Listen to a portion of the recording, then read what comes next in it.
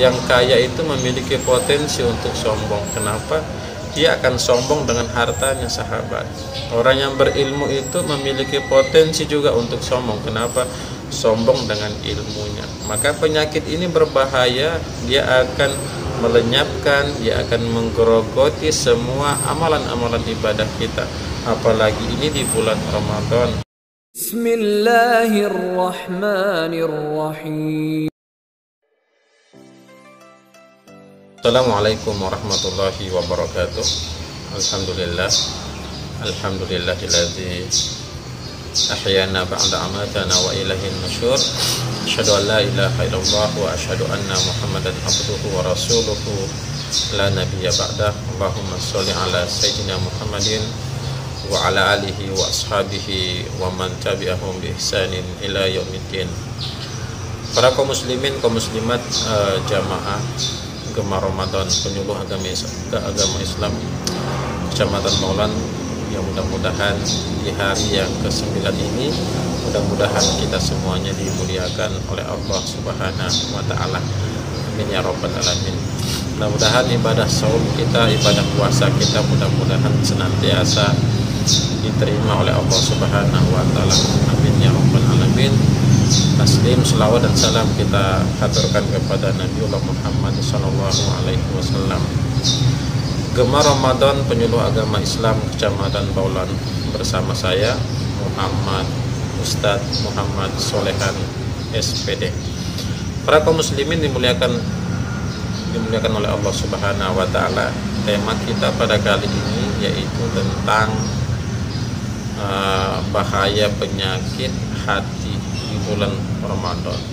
Sebenarnya bukan hanya di bulan Ramadan, ini sampai di luar bulan Ramadan, selesai bulan Ramadan ini juga sangat berbahaya penyakit hati itu. Tapi ini penting sebagai bentuk apakah saum kita, apakah ibadah puasa kita itu benar-benar direkomendasi oleh Allah sebagai ahli takwa ataupun tidak. Ini memiliki kaitan erat dengan penyakit hati atau penyakit qalbu. Hadirin yang dimuliakan oleh Allah Subhanahu wa taala, Rasulullah Shallallahu alaihi wasallam pernah mengingatkan kita. Ribuan tahun lalu Rasulullah mengingatkan kepada kita dengan kalimat ketika kita berada pada bulan Ramadan. Kata Nabi, kamin shaim laisa lahu min siyamihi ilal jawfi wal atos. Betapa banyak orang yang berpuasa di bulan Ramadan, akan tetapi ia tidak mendapatkan amalan ibadah puasanya, hanya lapar dan haus. Ini kenapa bisa seperti ini? Tidak mendapatkan ibadah puasa, sementara ibadah puasa itu merupakan rekomendasi dari Allah Subhanahu wa taala, yang dimana dalam hadis qudsi pun dijelaskan bahwa Allah sendiri yang akan memberikan ganjaran pahala puasa. Apalagi puasa ini merupakan salah satu amalan ibadah yang akan memberikan syafaat kepada orang yang menjalaninya. Mudah-mudahan kita hadirin, dan mudah-mudahan kita dijauhkan dari golongan orang-orang yang merugi, yang tidak mendapatkan amalan ibadah puasa. Lantas seperti apa sih bahaya penyakit hati itu, sehingga penyakit hati itu dapat menggerogoti amalan puasa kita, dalam tanda kutip ibadah puasa kita sia-sia para jamaah.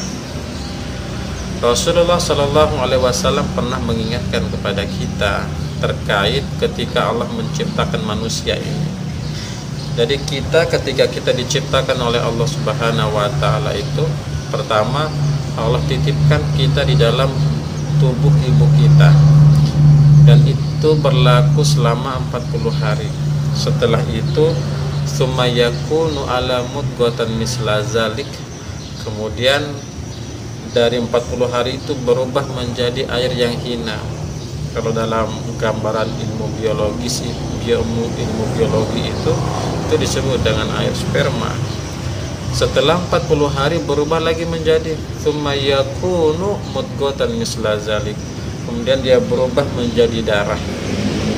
Setelah menjadi darah dia berubah lagi menjadi daging selama 40 hari, Setelah itu Allah perintahkan malaikat untuk meniupkan ruh ke dalam jiwa manusia. Berarti ada dua indikator yang harus kita perhatikan hadirin. Ternyata dalam penciptaan manusia itu sekarang ini ternyata Allah berikan kepada kita yang pertama fisik yang berupa jasad, tubuh, badan ini ciptaan manusia. Dan yang kedua dilengkapi dengan jiwa rohani kita atau qalbu, hati kita. Jadi kedua aspek ini memiliki keterkaitan erat dengan perilaku kita. Makanya dalam hadis lain disebutkan hati itu ada segumpal daging di dalam diri manusia. Kalau hati itu baik, daging itu baik, maka baik seluruh amalannya. Apa itu? Dia adalah hati. Ini pentingnya hati di dalam memanajemen jasad kita, badan kita, agar kalbu kita lebih terarah di dalam menyikapi apalagi di bulan Ramadan ini. Nah, hadirin yang dimuliakan oleh Allah Subhanahu wa taala, sebagaimana badan kita ini yang sering-sering terkena penyakit. Kalau badan kita saja biasa atau sering-sering terkena penyakit, begitulah dengan hati. Kalau jasad saja terkena penyakit, apalagi hati. Akan tapi yang menjadi miris adalah kebanyakan manusia ketika jasadnya sakit, badannya sakit, segera untuk berobat, untuk mencari kesembuhan dengan berbagai cara. Akan tapi sedikit manusia yang berpikir untuk bagaimana mengobati penyakit hatinya, untuk bagaimana melihat apakah dirinya ada penyakit. Padahal yang membuat penyakit fisik itu bisa lahir itu ternyata disebabkan karena adanya penyakit hati, sahabat yang dimuliakan oleh Allah Subhanahu wa taala. Makanya Allah Subhanahu wa taala jelaskan dalam Al-Qur'an, yauma la yanfa'u wala banun illa man atallaha biqalbin salim. Nah, harta itu, keluarga itu nanti bukan itu yang dilihat oleh Allah, tapi yang dilihat adalah illa man atallaha biqalbin salim. Hati yang bersih, hati yang tidak terkontaminasi dari penyakit-penyakit hati. Apa saja penyakit hati, saudara-saudara sahabat? Pertama adalah penyakit hati itu salah satunya adalah disebut dengan al-kibr, yaitu sombong. Nah, sombong ini bahaya, sahabat. Orang yang kaya itu memiliki potensi untuk sombong. Kenapa? Dia akan sombong dengan hartanya, sahabat. Orang yang berilmu itu memiliki potensi juga untuk sombong. Kenapa? Sombong dengan ilmunya. Maka penyakit ini berbahaya. Dia akan melenyapkan, dia akan menggerogoti semua amalan-amalan ibadah kita. Apalagi ini di bulan Ramadan. Maka kebersihan hati itu kunci dari amal ibadah Ramadan kita ini bisa diterima oleh Allah Subhanahu wa taala. Disebutkan apa sebenarnya sombong, Ustadz? Sombong itu adalah batarul haq wa ghamtun nas, menolak kebenaran dan merendahkan manusia. Misal kita yang belajar agama, kita yang belajar ilmu pendidikan misalnya, kalau diberikan ilmu oleh guru kita, jangan ditelan mentah-mentah. Dengarkan pendapat lain, dengarkan materi lain, dengarkan hadis lain, dengarkan pendapat-pendapat dari guru-guru kita, pendapat dari ulama-ulama kita. Berlapang dadalah dalam menerima perbedaan. Jangan menganggap diri kita yang paling betul memahami ilmu ini, sehingga kita menyalahkan, mengkafirkan saudara-saudara kita.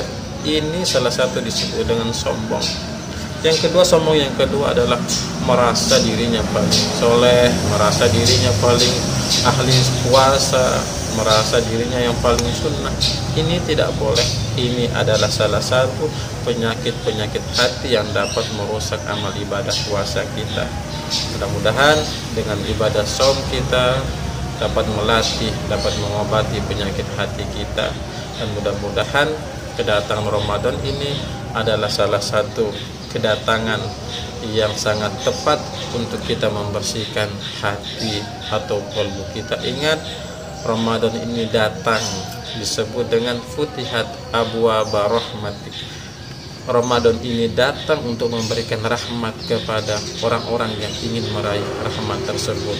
Dan mudah-mudahan kita semuanya yang masuk dalam kategori orang-orang yang dirindukan dan orang-orang yang mendapatkan rahmat dari Allah Subhanahu wa taala. Mudah-mudahan bermanfaat. Saya Muhammad Solehan. Assalamualaikum warahmatullahi wabarakatuh.